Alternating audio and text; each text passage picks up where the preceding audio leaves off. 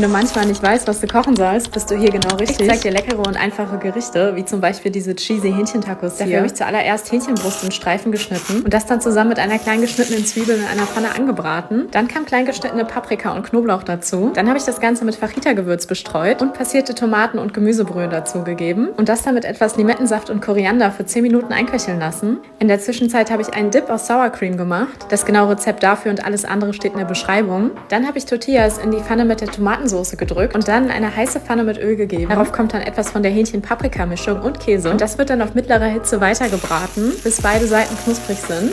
Was wichtig ist, dass man relativ lange wartet, bis man das umdreht. Sonst fällt nämlich der komplette Taco auseinander. Und nachdem die Tacos fertig gebraten waren, habe ich sie zusammen mit dem Sour Cream Dip, etwas Koriander und Limettensaft auf einem Teller serviert. Der obligatorische Cheese Pull darf natürlich auch nicht fehlen. Und das leckere Rezept ist auch schon fertig. Es hat wirklich super gut geschmeckt und die Zubereitung war auch gar nicht schwer. Für mehr Rezeptideen schaut gerne auf meinem Kanal vorbei.